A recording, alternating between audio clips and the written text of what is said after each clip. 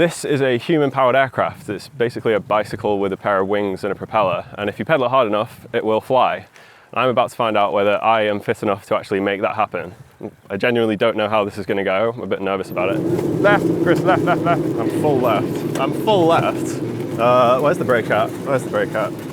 But the first thing you might be wondering is, how is this even possible? Which one's the one that I'm going to... This one here. So this is 301. Okay, I see what you mean. It is big. 23-metre wingspan, just under.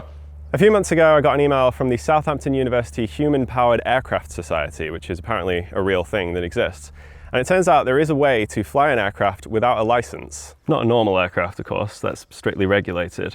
But in the UK, the Civil Aviation Authority decides how strictly to regulate aircraft based on risk. And despite appearances, they've decided that an aircraft powered entirely by someone pedaling isn't risky enough to be worth licensing. Now, the fact that this is an experimental aircraft built by amateurs might sound like it makes it more dangerous, but in reality, it weighs less than 70 kilograms, it moves very slowly, and it flies very close to the ground, so it scores pretty low on the CAA's risk metrics. You'd have to be very, very fit to get this thing any higher than a few meters off the ground. So really, the only serious risk is to the person inside it, who presumably knows what they signed up for. How many flights? Probably 500 flights, roughly. Okay, and it survived any incidents? A number. If you notice, we'll go around later, but there's a couple of carbon fibre patches on the tail where the tail is separated from the aircraft a couple of times. Why?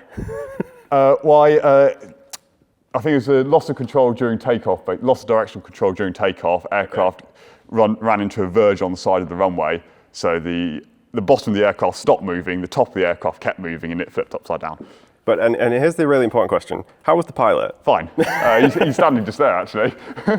Okay, that's good to know. The man I'm talking to there is James. He's the chair of the Southampton University Human-Powered Aircraft Society. So this is the vehicle that I'm going to be pedaling into the sky. Yep.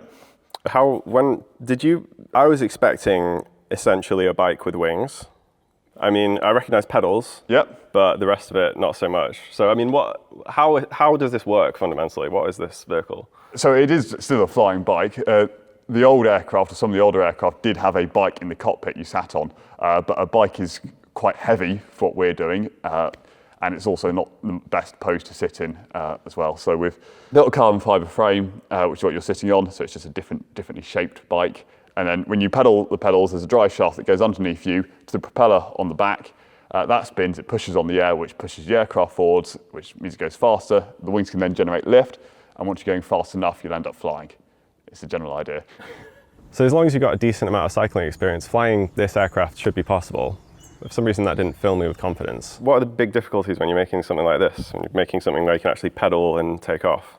Mass, basically, getting it strong enough without having it too heavy. So this whole thing weighs 40 kilograms, so the pilot's 2/3 of the mass of the aircraft. You said that everything has to be really lightweight. What's this actually made from? All the black stuff is carbon fibre material that's got a very good strength to weight ratio. All the blue stuff is XPS foam, which is basically floor insulation.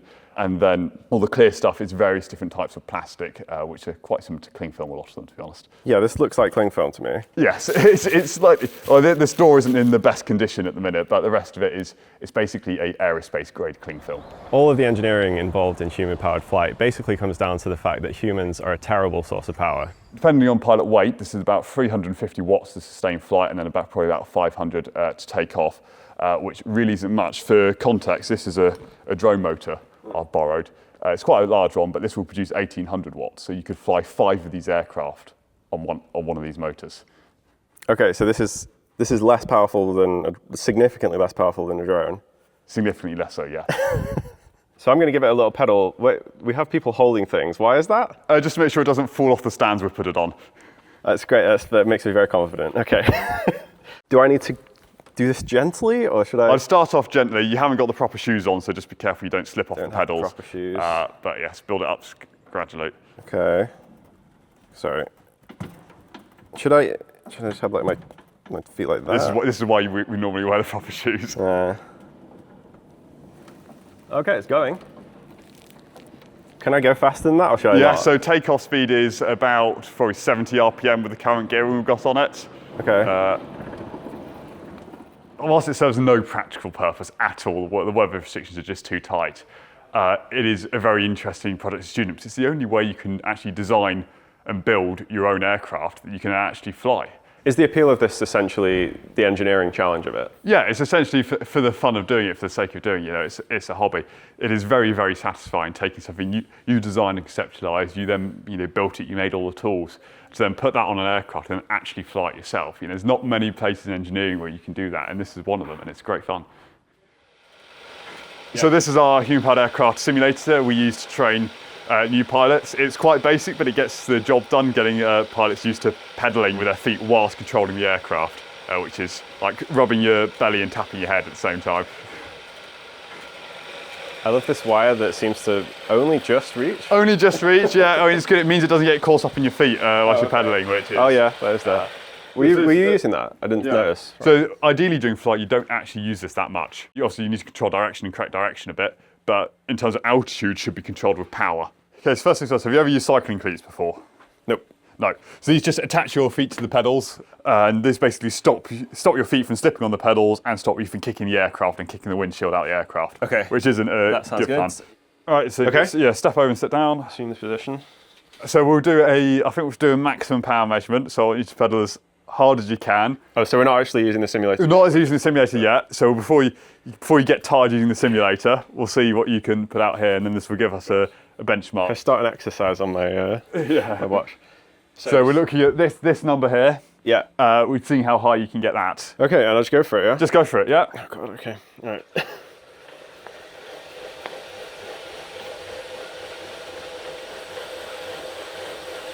Okay, that's pretty good.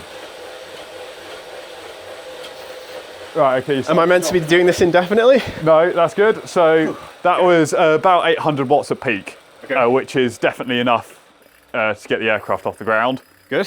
Yeah. Yeah, get it on the sim now, yeah. Yeah, let's do some swimming. So this is a simulation. This is at Lasham. We're on runway 27, which is the runway we're hopefully going to be taking off from if everything goes to plan. Shall I just start pedaling? Yeah, if you just start pedaling then. Should slowly. So this one you ride at your airspeed, you see that slowly going up. Yeah. So you don't have this in the real aircraft, but it's harder to tell how fast you're going on the sim. So about 11 knots is your stall speed, and so you really want to be flying this nearer 15 if possible. Okay. Yeah. I guess I'll just keep going. Keep going. I attempted this many times, many times. I guess in retrospect you could call it foreshadowing. Yeah, so you pitched up, but you're still on the ground really, or you're just about taking off, but now you're stalled. Yeah, See? I couldn't tell what was going on there. Yeah. I did get slightly better, but only slightly. No, okay, so what's happening now is you're scraping the tail across the runway. Right. So now you're in the air. That's quite good. And now for an ad, because usually when you're flying somewhere, you don't have to power the aircraft all by yourself. But one thing you might have to sort out for yourself is your mobile data. Traveling is stressful enough without having to worry about looking up local mobile networks or working out what your roaming allowance is. But luckily with Airalo, you don't have to do any of that. You can just buy an eSIM for the country or even the region that you're traveling to, and they take care of the rest. Airalo covers more than 200 destinations, and they offer unlimited data eSIMs, and you can hotspot as many devices as you want. They were founded in 2019, and since then they've been trusted by more than 30 million travelers, including me, and I've actually used them again since the last time I did an ad for them. It is the easiest way to make sure that your mobile data when you're traveling is taken care of. No swapping out SIM cards, no roaming fees, waiting in lines at the airport. You can just download the app, pick the eSIM that's right for you, download it over Wi-Fi, and activate it when you arrive. So if you want to stay connected anywhere you travel, download Airalo and use my code CHRISPARGO for money off your first eSIM. So it's 4 o'clock in the morning and I'm at Lasham Airfield. It's actually taken a few attempts to get here today because to fly a human-powered aircraft, you need pretty much perfect weather conditions. Even slight breeze is too much. But perfect weather conditions also mean that as a novice pilot, I will have to fly directly at sunrise. So I'm going to sleep well tonight. Right, okay, so... The briefing. Yeah, the pilot's briefing, as we went over with Tisbury, on takeoff, you'll have 2 people on the wings, 1 person on the tail. They will hold you steady and hold you straight. I will then call walking. They'll start walking the aircraft forwards. I'll then call running. They'll start running, and then all out, and they'll push as hard as they can. Will I be able to tell when I leave the ground? You will be able to tell when you hit the ground, not because it looks like you're any further from the ground, but because the noise will drop. The main wheel will no longer be rubbing on the ground, and it'll get a lot quieter. So what could go wrong with this? So one of the things that could go on takeoff, on an ejector takeoff as well, is a ground loop, which is where if your wings bank too much and one of them hits the ground whilst you're still moving, that will generate a load of friction and you'll pivot around that wingtip. Yeah. We have had aircraft do full 360s before around the wingtip. That shouldn't happen if you're pulling the brake. You should go maybe 90 degrees. It doesn't damage the aircraft. You should stay in the cockpit, just hold on tight so you don't fall out. Wait, so if that happens, I need to pull the brake? Yeah, if you think, because at that point you should be rejecting the takeoff anyway, or if you're landed, you should be pulling the brake anyway. Yeah. So you'll be able to tell when it's doing that because it'll get quite a big angle on. How is this not extremely dangerous? What makes this safe? You're going really, really slowly, basically. You're half a metre off the ground, 1 metre off the ground. You're doing 18 miles an hour maybe. And if you were to fall out the aircraft, basically, it's kind of like falling off a bike. Is basically what it is. I mean, it is a bike, you've got a helmet on. If anything, you're actually in a carbon fibre roll cage. So yeah, stuff can go wrong, stuff has gone wrong, but in either case, the pilots just walked away and were completely fine. So at worst, it might just be slightly more fun than planned. Yes, an unscheduled departure from controlled flight, as we would term it. Guys, can we start getting the aircraft out of the hangar? So about a week ago, James emailed us to say that this looked like it was going to be a good day to fly. But then a few days later, something changed with the forecast, and it was decided that we would have to fly in a different arrangement from what they would usually do. We were going to fly straight down the runway, which would have been perfect because it's just nice paved tarmac all the way along, really easy surface to take off from. But because of the way the winds are going, and you don't want to fight the winds, we ended up having to, first of all, take off from a taxiway. So how come we can fly today, but we couldn't fly all those previous times? So the wind is so much quieter today compared to what it has been recently. So at the minute we're at about 2 to 3 knots, whilst previously it's been like 10 knots plus, which is way out of limits. And what's the maximum speed you can do it in? On the nose, probably about 6 gusting 8 for an experienced pilot. But unfortunately today we've got a crosswind, which means the wind limits are a lot lower, and we are pretty much at those limits, which is why we're flying a tailwind at the minute. So it's going to be a little bit harder for me to actually... A little bit harder for you to take off. If there's a ground loop, it's going to be a bit faster because your ground speed's higher, but it's easier to control than a crosswind. So you'll keep in a straight line, whilst in a crosswind will just blow you all over the place. Okay, so wait, so do I have to work harder with my legs but think less with my brain? Basically, yes. The problem with that was that you don't have that long to take off before you're going onto the grass, and grass is such a rough surface. Someone like me is not going to be able to take off, although James did manage it.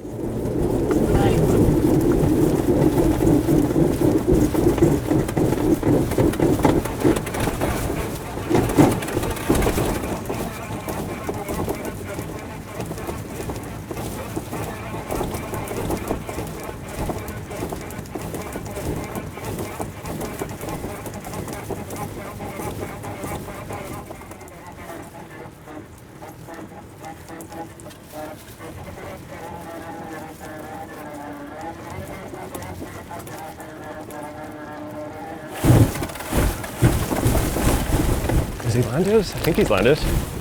Okay, so that was not what I'm going to be able to do, but see what I can do. At least we know it's possible.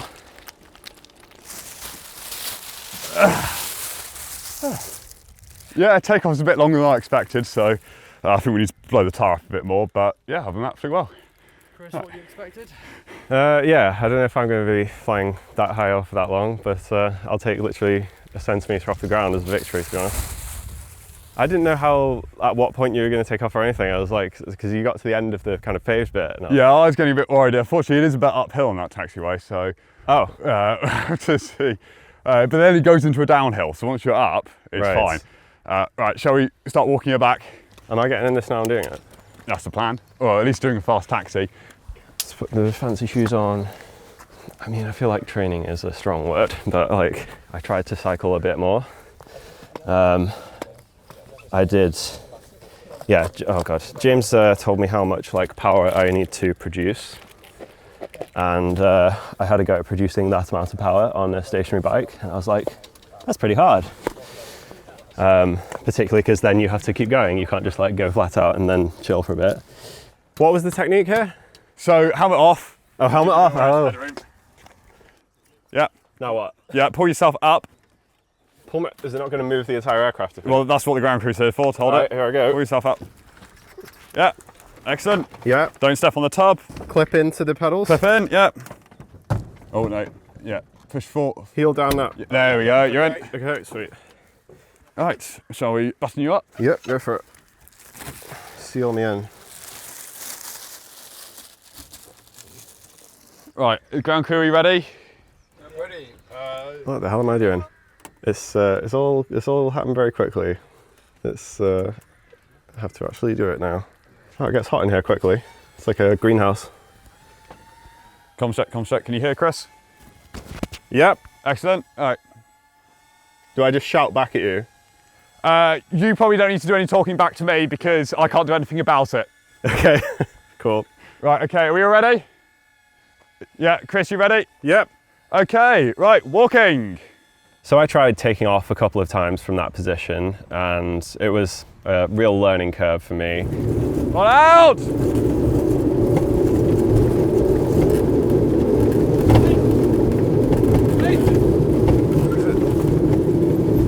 Left, Chris, left. I'm full left. I don't understand what I did. Where's the brake at? Whip. All right, that's a good start. Okay, you good? So that's a mini ground loop. Yeah, there we go, my first ground loop. Not much of an event. Well, not as well as it could have gone. Apparently I needed to steer left sooner. To fly the aircraft, I had to learn some basic physics. Like all objects, aircraft can rotate around 3 different axes. You have roll, 1 wing up and 1 wing down, pitch, pointing the nose up towards the sky or down towards the ground, and yaw, pointing the nose to the left and the right. Normal aircraft have 3 different control surfaces that control how the aircraft moves around these 3 different axes. But most human-powered aircraft don't have direct roll control, so we can ignore that one. Pitch and yaw are still important though. Changing pitch will change the angle at which the aircraft's wings interact with the oncoming air. Depending on the angle you choose, the aircraft will either gain or lose altitude. If you increase the angle too dramatically, it will cause the aircraft to gain altitude rapidly. This means you won't be able to provide enough power to stop the aircraft from slowing, which could cause it to stall and fall back down to the ground. You also have to control yaw. If you yaw left, the right wing will move faster. This will generate more lift and the aircraft will roll left into the turn. The same with going right. Yaw is really important at takeoff when you have to make sure the wings are level. On my second attempt, I did a little bit better. I managed to make it onto the actual runway. Oh, left, tad left. Oh! Right, okay, apply the brake, keep it down.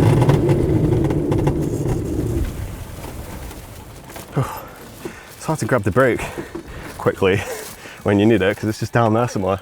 You can't really tell what's happening when you're inside the aircraft because it'll start just turning and doing weird things. I'm not sure if it's because I've done something wrong or if the crosswinds are forcing it in certain directions, but for whatever reason on my second attempt, it just started turning to the left and I wasn't sure what was happening. So pretty quickly after that, I just braked and called it for that one. Your rear wheel came off the ground for Did about it? half a second, maybe less, but it did come up. Pretty good. It's really hard to find the brake when you need it. It is. Okay. That was good though. Well, I think we're going to start you slightly further forward, so you crest the hill slightly earlier. Yeah. Because you were at basically full power, maintaining the same speed for a while. Yeah. Because you were going uphill. So Right. crest the hill slightly earlier. Yeah. You should be able to Shall get off the ground. Get out? Yeah, we should get the wing. He's got the control down, which is good. He almost got off the ground last time. So if you just get a bit more power down and we get lucky with the slope of the runway, he hits it at the right point. Should be able to get off the ground, but yeah, we'll see. Well, I don't know. It depends what counts as flight, because technically I think that might have counted as flight if 1 millimeter off the ground counts. Gently back. Pull back. Am I braking yet? Okay, right. One on brake. Right. That's good. I do smell burning, which I think is good. How'd that feel? What happened? While I'm trying to learn all these things for the first time and get to grips with controlling the aircraft, the wind was picking up. And to me, it was hard to even notice because we're talking about very, very low wind speeds. Like I wouldn't think of them as strong winds, but they were getting to a point where James was concerned. So they started to look at different places that we might be able to fly and ways that might make it a bit easier for me. We may try, Because I can fully... Go right into that corner there, point the aircraft about 30 degrees down the runway. You try and take off that direction. You'll find it a massive... we could give that a go, yeah, we'll see. We'll see. I mean, you've been dealing with the crosswinds fairly well, right? You've been keeping the aircraft level. Yeah. So we can, I mean, it will give us more of a crosswind component than we've been flying with, but it will put more wind on the nose. The uphill probably isn't that much more than we've been flying at the minute. It's a smoother surface as well. It is a smoother surface. So we may try, we're going to try flying from over there. How many more attempts do we do? If you can't do it on this one, I will try some different wind directions. I may try downhill and see how that's like.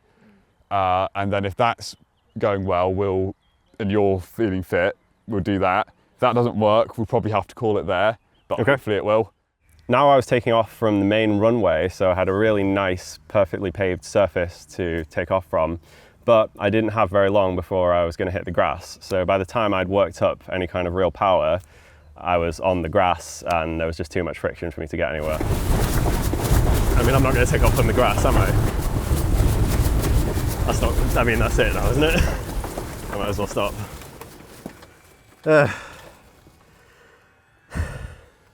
Right. Is there anything else we can try? The wind direction is, it's way out of crosswind limits. That's a problem. I mean, it's more helpful for me. Or near. I suppose if we went to the start of that taxiway. What, halfway up? Halfway up. So there's another taxiway like this that's up there, and it's a bit more into wind at the minute. Problem is, it's in similar condition to that. Right. Taking off of that is obviously not great. Yeah, that's pretty dodgy. So Max has just take a look at it. Well, what is happening, James? So I'm going to take a flight. I'm going to see what the crosswind's like because the wind's picked up since I flew. Yep. I'm going to fly up the runway, or try to fly up the runway. I haven't actually done many uphill flights on this. Thank you. We'll get to start, we'll see what the crosswind's like, and then we may decide to try and fly down the runway, but that is going to be a crosswind, so it's going to be a nasty crosswind. So that probably isn't going to work, but the worst that will happen is we'll get a ground loop on this runway. Let's basically pick your pros and cons, really. They've all got different... Everything's slightly different. Every choice is slightly wrong. Some are more wrong than others. None of them are really right with this. It's annoying. It's the one wind direction we can't adequately cope for here. Every other direction it could come from, fine, not an issue. At this point, it was starting to look like I wasn't going to be able to fly it at all. And James had to go in the aircraft to kind of get a sense of the wind conditions, see whether it was still possible to fly, see what the best place to do it might be. And that gave me a chance to see him having a go, which was pretty incredible because he gets really high in the air. I can't imagine what that's like. You could really see the wind though, because he was like, it was not straight, it was like diagonal flight basically. That was very good. Yeah, wind's gnarly. Roughly gnarly. So it shows you how much of an effect the wind has. See how much of a crab I had on? It's just not going to happen for me. So in one last-ditch effort to see if I could actually get this thing in the air, they decided to go all the way down the other end of the runway to a taxiway that originally wasn't meant to be as favourable for us, but because of the way the winds had changed and everything, they now thought it might be worth a try. How's it looking? I'm going to try tailwind takeoff, but the wind's increased by 2 knots or so of what it was earlier. Yeah, I'm going to give it a go, see what it's like, then we'll see what I think. If I think it's safe enough, we'll give you a go. If I think it's still too gnarly, we're probably going to have to scrub and call it quits. So I don't know if I'm going to be able to fly again at the moment. The winds, I mean, it's died down a bit, but it was getting to a point where I could really notice it, which means it's like gale force wind on the scale of the human-powered aircraft. So I don't know, I think James is working out if he's going to, well, I assume he is going to have another flight, unless it's really bad. New wind update. Normal 4 knots, gusting 6.5. Gusting 6.5. But yeah, I kind of have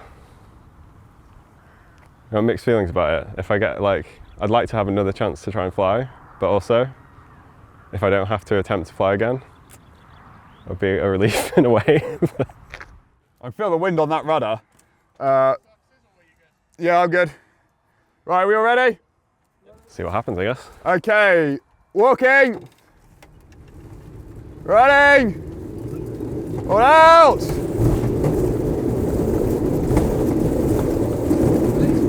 Please.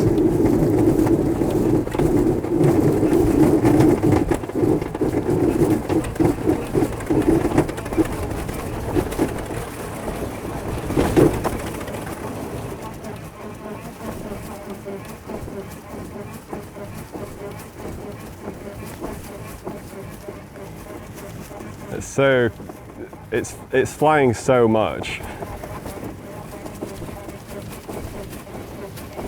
Wait, that's like really high now. I don't know, like you can't tell how high it is, but you can tell it's high. Oh my gosh. Also from this perspective, it looks like he's about to hit like all those trees over there, but I'm sure he's actually nowhere near.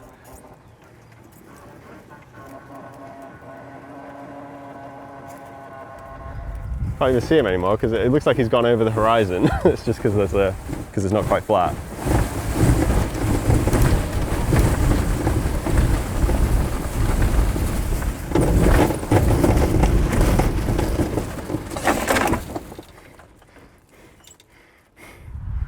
So James has like cycled out of visual range, I guess, technically. That feels like the most impressive one that he's done so far for me. Wow. I'll wait for his post-flight report to see what that was like from inside.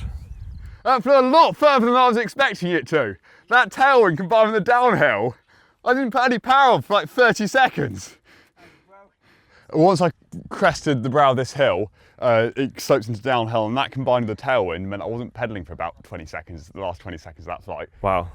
Okay, so I'm going to have a final go. Yeah, I'm going to give you a final go. We'll take off from roughly where we are now, I think. You should be able to, hopefully, on this one, get it in the air. Fingers crossed. Yeah. Chris, yeah, you ready? Yeah. Ground crew, you ready? Yeah, I think we're loud. Yeah, walking. Running. All out. Right, power, Chris, power, power, power. Okay, pull up. Right, right, right, right, right. Okay, pull up, pull up. So I was there in the aircraft, I was pedaling as hard as I could, and then suddenly I lifted off. It all happened so fast, I barely had time to even process what was going on, but I could tell that I had lifted off the ground, which I hadn't felt before. But one of the things I had anticipated about this was that you have to put so much power into getting off the ground that by the time you actually lift off, for me, I was pretty much done. So while I was kind of jubilant looking around thinking I've done it, I was also completely exhausted and had to pretty quickly stop pedaling and come back down again. Oh, that's power. I did fly, but